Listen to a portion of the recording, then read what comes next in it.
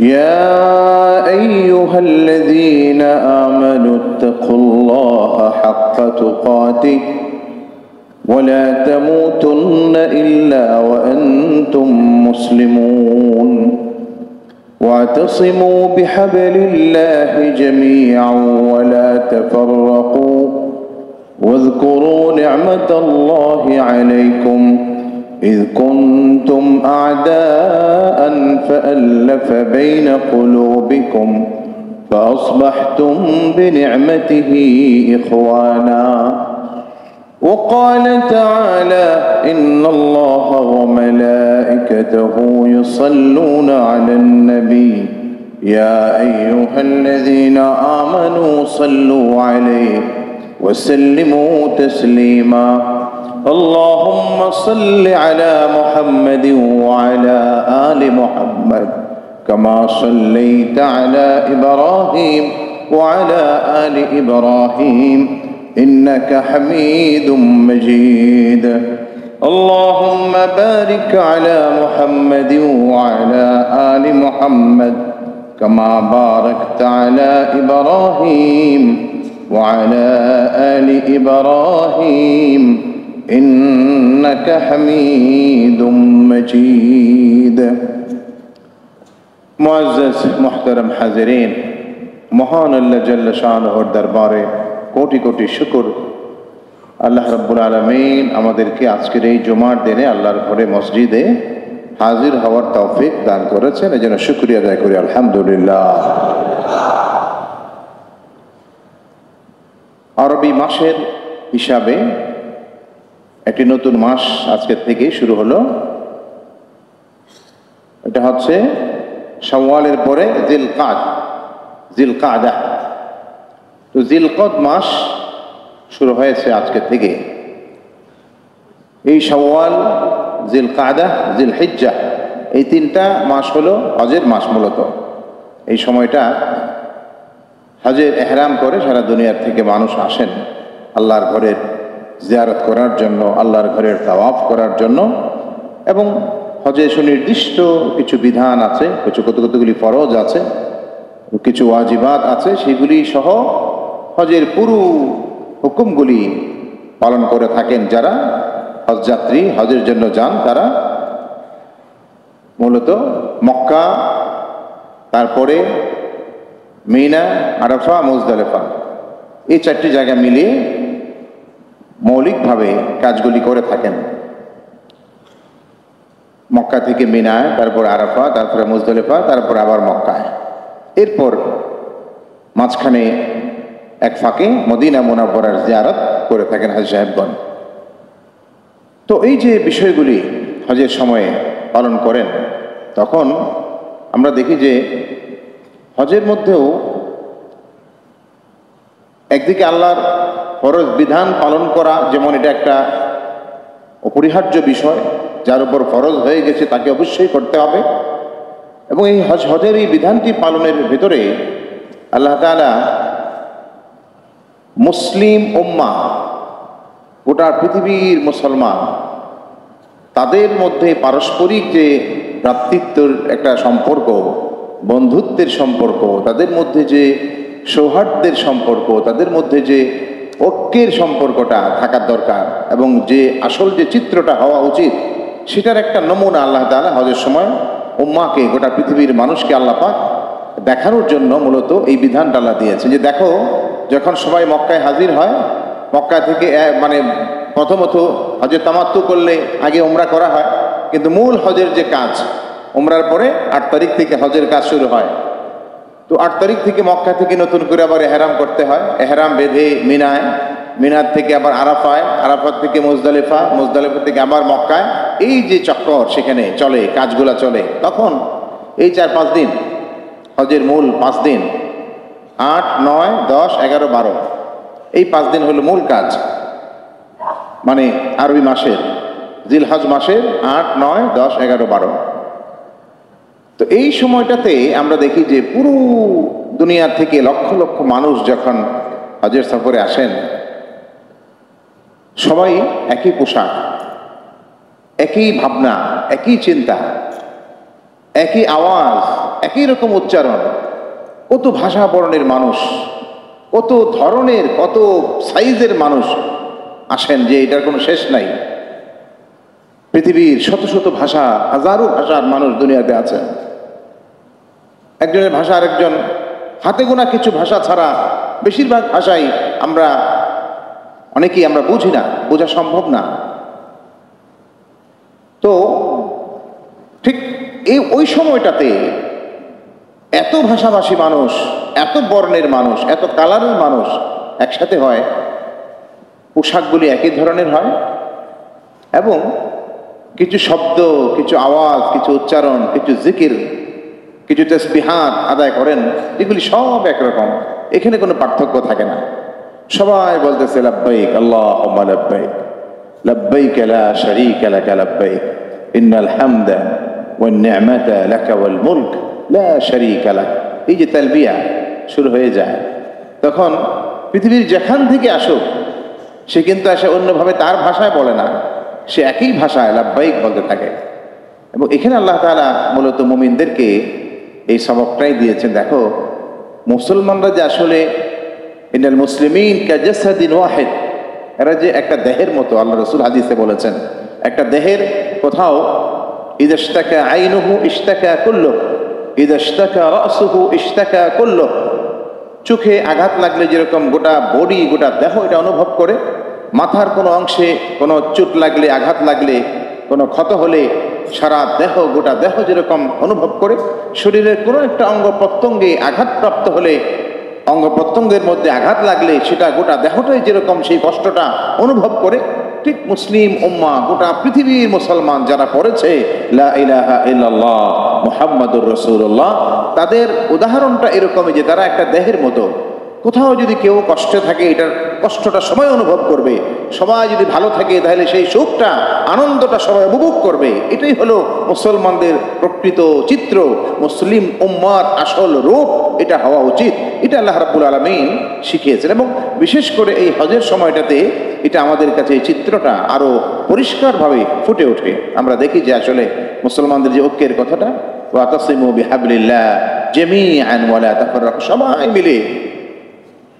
সবাই মিলে যত মুসলমান দুনিয়াতে আছো, যারাই পড়েছ লা ইলাহা ইল্লাল্লাহ মুহাম্মাদুর রাসূলুল্লাহ, সবাই মিলে আল্লাহর রজ্জুকে, কোরআনকে, আল্লাহর কিতাবকে সবাই মিলে আঁকড়ে ধরো, আল্লাহর দ্বীনকে আঁকড়ে ধরো।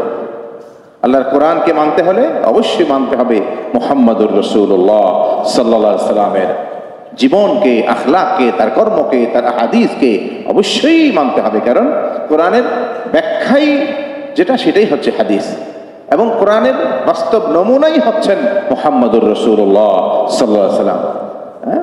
একেবারে জীবন্ত কোরআন আর রাসূল করিম সাল্লাল্লাহু আলাইহি সাল্লামের তার জীবনের প্রতিটি কর্ম, প্রতিটি আমল কোরআনের বাস্তব নমুনা। তো যাই হোক, এই যে আল্লাহ বলছে সবাই মিলে আল্লাহর কোরআনকে ধরো, আঁকড়ে ধরো, এখানে পার্থক্য থাকবে না। কষ্টটাও সবাই অনুভব করবে, ভালোটাও সবাই নিজেদের মধ্যে সেই আনন্দটা তোমরা ভাগ করে নেবে যদি ভালো কিছু হয়। তো ঠিক আজকের দুনিয়াতে যেটা হয়, আমরা দেখি যে এই জায়গাটা দরকার, আরো মজবুতভাবে দরকার। মুসলমানদের মধ্যে পারস্পরিক সৌহার্দ্যের সম্পর্ক, মহব্বতের সম্পর্ক, এবং ভ্রাতৃত্বের সম্পর্ক, এবং নিজেদের মধ্যে মজবুত ঐক্য, এটা আরো বেশি বেশি, অনেক বেশি মজবুতভাবে দরকার। কেউ কোথাও কষ্টে থাকলে, কেউ কোথাও আক্রান্ত হলে, কেউ কোথাও কোনোভাবে কারো দ্বারা জুলুমের শিকার হলে, ওটা পৃথিবীর মুসলিম উম্মাহ সেটা অনুভব করবে, এবং সবাই বলবে যে না, এটা অন্যায়, এটা জুলুম, এটা কোনোভাবেই এটা মেনে নেওয়া যায় না, এটার প্রতিবাদ করবে। সে তার সাধ্য অনুযায়ী, তার শক্তি সামর্থ্য অনুযায়ী এটার সে তার পক্ষ থেকে এটার ক্ষোভ সে প্রকাশ করবে যে এই অন্যায়, এটা জুলুম, এটা হতে পারে না। আজকে যেটা হচ্ছে ফিলিস্তিনে, সেই আপনার গত অক্টোবর মাস থেকে শুরু করে গত ৬-৭ মাস ধরে, এখানকার মানুষ যারা, একটা তো হলো ফাইট করছে যাদের সাথে বাহিনী, দুটো গ্রুপ, এটা একটা বিষয়। আরেকটা হচ্ছে সাধারণ মানুষ। এখানে কোনো বাদ বিচার করা হচ্ছে না, যাদের সাথে সরাসরি যুদ্ধের ময়দানে যুদ্ধ হচ্ছে, মনে করেন এখন দুটো বাহিনী, তাদের মধ্যে ফাইট হচ্ছে, এটা একটা পর্যায়। কিন্তু আমরা দেখছি যে ফিলিস্তিনের যারা যুদ্ধ করছেন, যারা সেখানে তারা যার যার মতো করে তারা দুই পক্ষ লড়াই করছেন, এটা একটা হচ্ছে একেবারেই নিরীহ সাধারণ মানুষ, যারা একেবারেই শিশু, বৃদ্ধ, বৃদ্ধা, অসহায় মানুষ, অসুস্থ, কেউ হাসপাতালে, কেউ একটা আশ্রয় কেন্দ্রে, নির্বিচারে যেটাকে বলা হয় গণহত্যা, সেই কাজটা কিন্তু বর্তমানে ইসরায়েল চালিয়ে যাচ্ছে একেবারে নির্বিচারে এবং নির্দ্বিধায়। এবং এই ধরনের কাজ এমনভাবে, এতটা দম্ভের সাথে, এতটা মানে বাড়াবাড়ি এবং সীমালঙ্ঘনের সাথে যে পৃথিবীতে তাকে ঠেকাবে, তাকে এটা নিয়ে কেউ বলবে এই সাহস কারো নাই। সে যা চায়, যা মন চায় তাই করবে, এইভাবে করে যাচ্ছে। এই জুলুমটা কিন্তু চালিয়ে যাচ্ছে মাসের পর মাস ধরে এই দাঁড়িয়ে। এবং এটি শুরু তো করছে বহু আগে, সেই 1948 সাল থেকে। 48 সাল থেকে এই ফিলিস্তিনের ভূখণ্ডে তারা এই দখলদারিত্ব, এই ফিলিস্তিনের যারা এখানকার ভিটামাটির মালিক, যারা এখানে যুগ যুগ ধরে, শত শত বছর ধরে এখানে যারা এই জায়গার মালিক, যারা এখানকার প্রকৃত অর্থে যারা এখানকার এই অংশের, এই জমিন এবং এই এলাকার যারা মালিক, তাদেরকে তারা এখান থেকে তাড়িয়ে দিয়ে, উচ্ছেদ করে, তাদের বাড়িঘর সবকিছু গুড়িয়ে দিয়ে, তাদেরকে সেখান থেকে তাড়িয়ে দিয়ে তারা জোর করে জবরদখল করে ওই অংশটাকে, আজকে যেটা মানে আমরা যেটাকে বলি জেরুজালেম, বা যেটা এখন বর্তমান যেটা ইসরায়েলের যে অংশ, এই পুরোটাই মূলত ফিলিস্তিন, পুরোটো অংশই তারা জোর করে এটা দখল করেছে। এবং দখল করার পরে এক তো দখল করেছে, এ অপরাধ, এরপরে যেটুকু অংশে আজকে মুসলমানদের বসতি, সেই মুসলিম বসতির উপর তারা নির্বিচারে আজকে গণহত্যা চালাচ্ছে, এই জুলুম তারা চালিয়ে যাচ্ছে। কিন্তু যেটা দুঃখের কথা, আফসোসের কথা, যে গোটা পৃথিবীর কোটি কোটি মুসলিম, শত শত কোটি মুসলমান কিন্তু সেইভাবে মানে কার্যকর, যেটাকে বলে দায়িত্ব পালন, কার্যকরভাবে এটার ব্যাপারে সোচ্চার হওয়া, এটা ওইভাবে কিন্তু হচ্ছে না। যতটুকু হচ্ছে আংশিক, কেউ বলছেন, কেউ বলছেন না, কেউ এগিয়ে আসছেন, কেউ আসছেন না, এরকম একটা অবস্থা। কিন্তু গোটা পৃথিবীর মুসলিম উম্মাহ একসাথে হয়ে, এবং শুধু মুসলিম কেন, মানুষ হিসেবে যারা মানুষ, যার মধ্যে মিনিমাম ন্যূনতম মানবতা, মনুষ্যত্ব বোধ যার মধ্যে আছে, এরকম বিবেকবান প্রতিটা মানুষ এই ধরনের গণহত্যা, এই ধরনের অন্যায়ের বিরুদ্ধে সোচ্চার হয়ে গোটা পৃথিবীর মানুষ একসাথে হয়ে এই জুলুমের বিরুদ্ধে রুখে দাঁড়ানোর দরকার আছে না নাই? এই ধরনের জুলুমের বিরুদ্ধে সবাই মিলে এই অন্যায়ের বিরুদ্ধে দাঁড়ানোটা, এটা ইমানের দাবি সত্যিকার অর্থে। কিন্তু আফসোসের কথা, আল্লাহ পাক বলছেন ১৫০০ বছর আগে, ওয়াতাসিমু বিহাবলিল্লাহ জামিআন ওয়ালা তাফাররাকু, বিচ্ছিন্ন থাকো না, একসাথে থাকো। কষ্ট আসবে, বিপদ আসবে, ইমানের উপর থাকতে গেলে, ইসলামের উপর চলতে গেলে, আল্লাহর কোরআনের কথাগুলি সেগুলি জীবনে অনুসরণ করতে গেলে নানা রকমের প্রতিকূলতা আসবে, নানা রকমের বাধা বিপত্তিও আসতে পারে। তখন বিক্ষিপ্ত, বিচ্ছিন্ন হয়ে থাকলে বিপদ আরো বাড়বে, কষ্ট আরো বাড়বে। এই জন্য আল্লাহ বলছেন, আগেই জানাই দিচ্ছেন মুসলমানদেরকে, সবাই মিলে একসাথে থাকো, সবাই মিলে সবার মধ্যে একটা সুন্দর সম্পর্ক কায়েম রাখো। এবং মুসলমান মানেই যারা মানুষের বন্ধু, যারা পৃথিবীর এই দুনিয়ার জগৎবাসীর যারা কল্যাণ চায়, যারা পৃথিবীতে শান্তি প্রতিষ্ঠা চায়, যারা পৃথিবীতে মানুষের অধিকার প্রতিষ্ঠা করতে চায়, তারাই মুসলিম উম্মাহ, তারাই মুসলমান জাতি। তারা, এবং যুগে যুগে সেটাই হয়েছে পৃথিবীর ইতিহাসে। নবীগণ তারাই পৃথিবীর মানুষের অধিকার প্রতিষ্ঠা করেছেন, আম্বিয়ায়ে কেরাম তারাই মানুষের প্রকৃত কল্যাণ করেছেন। যুগে যুগে আদম আলাইহিস সালাম থেকে শুরু করে শেষ নবী মুহাম্মদুর রাসূলুল্লাহ সাল্লাল্লাহু আলাইহি সাল্লাম পর্যন্ত যুগে যুগে মানুষ ছিল মজলুম, মানুষ ছিল বঞ্চিত, মানুষ সমস্ত অধিকার থেকে, নারী, পুরুষ, শিশু সবাই যার যার অধিকার থেকে বঞ্চিত ছিল। অধিকার প্রতিষ্ঠা করেছেন আম্বিয়ায়ে কেরাম রাদিয়াল্লাহু আনহুম। তারাই এসে বলেছেন, তোমার এই হক, তোমার এই অধিকার, তোমার এইটা পাওনা, তুমি এইটা পাবে। নারীকে বলেছেন, শিশুকে বলেছেন, পিতাকে অধিকার দিয়েছেন, মাকে অধিকার দিয়েছেন, সন্তানকে দিয়েছেন, শ্রমিককে দিয়েছেন, মালিককে দিয়েছেন। যার যার অবস্থান থেকে, যার যার জায়গায় থেকে কে কতটা সম্মান পাবে, অধিকার পাবে, সবকিছু দিয়েছেন। আম্বিয়ায়ে কেরাম জানিয়েছেন যে আল্লাহর পক্ষ থেকে তোমাদেরকে এই অধিকারগুলি দেওয়া হয়েছে। তো কাজেই মুসলিম উম্মাহ, যে মুসলমানরা মানুষের অধিকার প্রতিষ্ঠা করেছে, যে মুসলমানদের কিতাব, যে মুসলমানদের নবীগণ মানুষের অধিকার প্রতিষ্ঠার জন্যই দুনিয়াতে এসেছেন, সেই মুসলমান আজকে মজলুম, সেই মুসলিম উম্মাহ আজকে জুলুমের শিকার। সেই মুসলিম উম্মাহ তার বাড়ি ঘরে সে থাকতে পারে না, তার নিজের বিটা মাটিতে সে থাকতে পারে না, তাকে সেখান থেকে উচ্ছেদ করে দিয়ে তাদের উপর গণহত্যা চালাচ্ছে। অথচ দুনিয়া বেশিরভাগ এখনো নীরব। আমরা বলবো যে আসলে সত্যিকার অর্থেই এটা, এই যে গণহত্যা যেখানেই হোক, পৃথিবীর যেখানেই, যে কোনো জায়গায়, পৃথিবীর যে কোনো স্থানে মানুষের উপর যদি এরকম অত্যাচার হয়, জুলুম হয়, তাহলে এটা কেউ মেনে নিতে পারে না। কারো উপর আমরা বলবো যে কারো উপর কোনো জুলুম হয়, এই ধরনের গণহত্যা হয় নির্বিচারে, কোনো কারণ ছাড়া, অকারণে মানুষ মানুষের উপর জুলুম করবে, এটা ইসলাম এটা কখনোই অ্যালাউ করে না। দেখেন, এই যে আজকে হাজার হাজার মানুষের জীবন ধ্বংস করা হচ্ছে, ইসলাম বলেছে একটা মানুষের জীবনের মূল্য কত। দেখেন, একটা মানুষের প্রাণ এটা কত দামি, একটা মানুষের জীবন কত মূল্যবান। মান কাতালা নাফসান বিগাইরি নাফসিন আও ফাসাদিন ফিল আরদি ফাকান্নামা কাতালান নাস জামিআ ওয়া মান আহইয়াহা ফাকান্নামা আহইয়ান নাস জামিআ। আল্লাহ পাক কোরআনে স্পষ্ট করে বলেছেন, কেউ যদি একটা মানুষকে কতল করে অন্যায়ভাবে, কোনো কারণ ছাড়া, শরীয়ত সম্মত কোনো কারণ ছাড়া একটা মানুষকে কেউ যদি হত্যা করে, সে যেন গোটা পৃথিবীর মানব জাতিকে হত্যা করলো, বলি নাউজুবিল্লাহ। আর যদি কেউ একটা মানুষের জীবন রক্ষা করে, জীবন রক্ষার জন্য এগিয়ে আসে, একজন মানুষের জীবন রক্ষার জন্য কাজ করে, সেজন্য গোটা পৃথিবীর মানব জাতির জীবনকে রক্ষা করলো। সুবহানাল্লাহ। অতএব একটা মানুষের হায়াত, জিন্দেগি, জীবন কত দামি। আর আজকে হাজার হাজার মানুষ, হাজার হাজার শিশু, অবলা নারী, নির্দোষ, তাদের কোনো অপরাধ নাই, তাদের কিচ্ছু নাই, তারা হাসপাতালে চিকিৎসা নিচ্ছে, আশ্রয় কেন্দ্রে তারা কোনো রকম পানি নাই, খাদ্য নাই, চিকিৎসা নাই, কিচ্ছু নাই। এই অবস্থার মধ্যে এদের মানুষগুলাকে মেরে ফেলা হচ্ছে। পৃথিবীতে শোনেন, এই পৃথিবীতে আমরা কি কেউ থাকবো? কেউ কি থাকবে? একটা মানুষ কি বাঁচতে পারবে? আল্লাহ শুধু দেখবেন যে তোমরা তোমাদের দায়িত্বটা পালন করছো কিনা, তোমরা তোমাদের জিম্মাদারি আদায় করেছো কিনা, সেই প্রশ্নের সম্মুখীন আমরা হব। কেউ কিন্তু আমরা থাকবো না। আজ বাদে কাল, পরশু, এইভাবে চলে আসবে সিরিয়াল। জানাও নেই সিরিয়ালটা কখন, সিরিয়াল চলে আসবে, চলে যেতেই হবে। এই এখন যারা জমিনের উপর আমরা হাঁটছি, চলছি, আগামী 50 বছর পরে, 100 বছর পরে একটা মানুষ পৃথিবীর জমিনের উপর থাকবে না, সব মাটির নিচে থাকবো আমরা। ঠিক না কথা? সব আমরা মাটির নিচে থাকবো, কেউ থাকবো না। আমার হাজার হাজার কোটি টাকার সম্পদ থাকলেও লাভ নেই, আমাকে কেউ টিকায় রাখতে পারবে না, আমাকে মাটির নিচেই থাকতে হবে। এটাই ফাইনাল কথা, এটাই আল্লাহ পাকের বিধান, এটাই হবে, এটাই আল্লাহ পাক, এইভাবেই পৃথিবীটাকে আল্লাহ বানিয়েছেন।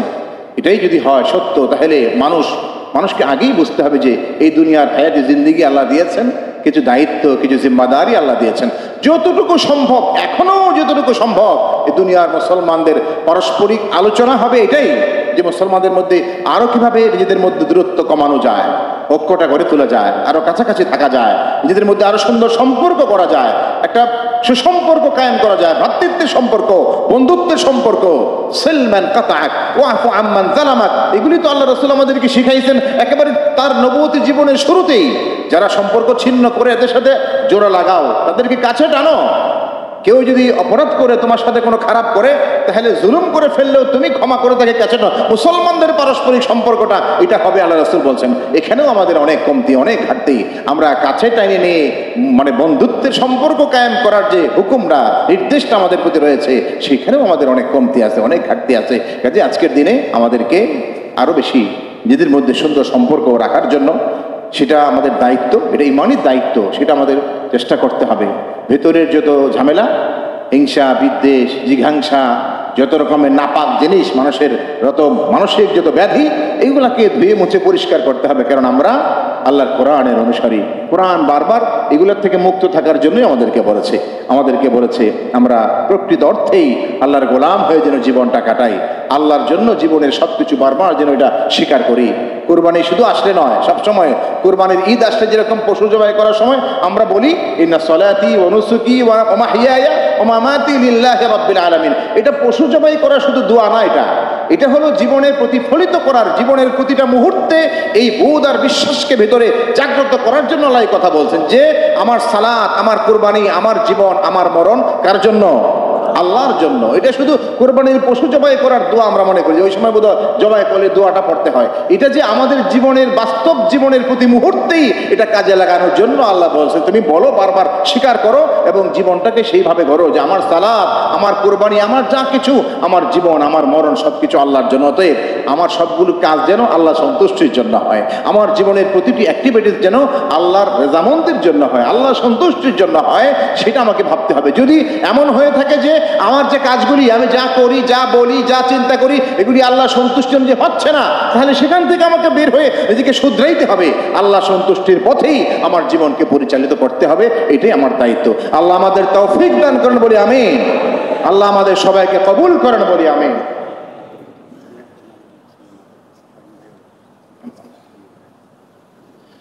আল্লাহ আল্লাহ আল্লাহর কাছে আমরা দোয়া করি আল্লাহ আমাদের হেফাজত করেন, মুসলিম উম্মাহকে হেফাজত করেন, ফিলিস্তিনের মজলুম মুসলমানদেরকে আল্লাহ হেফাজত করেন। আমরা আমাদের জায়গা থেকে আমরা তাদের প্রতি যারা অন্যায় করছে, জুলুম যারা করে যাচ্ছে, এদের প্রতি ঘৃণা, ক্ষোভ এবং তাদের প্রতি আমাদের পক্ষ থেকে আমরা প্রতিবাদ অবশ্যই আমরা জানাতে থাকবো যে এটা কোনোভাবেই মানুষের উপর মানুষ এই যে গণহত্যা, এই জুলুম, এটা মেনে নেওয়া যায় না, এটা হতে পারে না। আল্লাহ পাক আমাদেরকে আমাদের নিজেদের মধ্যে আমরা যেন আরো বেশি সুন্দর সম্পর্ক রাখতে পারি এবং যে কোনো অন্যায় এবং জুলুমের বিপক্ষে যেন আমরা থাকতে পারি। আল্লাহ আমাদের কবুল করেন বলি আমিন। আল্লাহুম্মা সাল্লি আলা মুহাম্মদ। আলহামদুলিল্লাহ রাব্বিল আলামিন। والصلاة والسلام على سيد الأنبياء والمرسلين وعلى آله وأصحابه أجمعين. ربنا آتنا في الدنيا حسنة وفي الآخرة حسنة وقنا عذاب النار. اللهم أعنا على ذكرك وشكرك وحسن عبادتك يا أرحم الراحمين. اللهم حبب إلينا الإيمان وزينه في قلوبنا وكره إلينا الكفر والفسوق والعصيان. يا الله আজকের জুমার দিনের সমস্ত বারাকাত, ফজিলত আপনি আমাদের জন্য মঞ্জুর করুন। ইয়া আল্লাহ, জুমার দিনের উসিলায় আমাদের জীবনের ভুলগুলি মাফ করে দিন।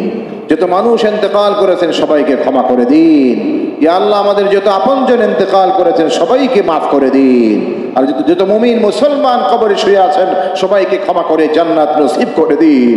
ইয়া আল্লাহ, আজকে আমাদের মিয়াকো প্রতিষ্ঠানের ছেলে তিনি ইন্তেকাল করেছেন জনাব জয়েদ আহমেদ, আল্লাহ তাকে আপনি মাফ করে জান্নাত নসিব করে দিন। আমাদের হারুন ভাই অসুস্থ আছেন, আল্লাহ তাকে আপনি শিফায়ে কামিলা আজেলা দান করুন। আরো যারা দোয়া চেয়েছেন সবাইকে আপনি সুস্থতার নিয়ামত দান করুন। ইয়া আল্লাহ মেহেরবানি করে ইয়া আল্লাহ আমাদের সবাইকে মুসলিম উম্মাহকে নিজেদের মধ্যে আরো বেশি মজবুত ঐক্য গড়ে তোলার তৌফিক দান করুন। আল্লাহ হকের উপর, ঈমানের উপর মজবুত ভাবে কায়েম থাকার তৌফিক দান করুন। রব্বানা তাকাব্বাল মিন্না ইন্নাকা আনতাস সামিউল আলিম। সুবহান রাব্বিকা রাব্বিল ইজ্জাতি আম্মা ইয়াসিফুন ওয়া সালামুন আলাল মুরসালিন ওয়াল হামদুলিল্লাহি রাব্বিল আলামিন।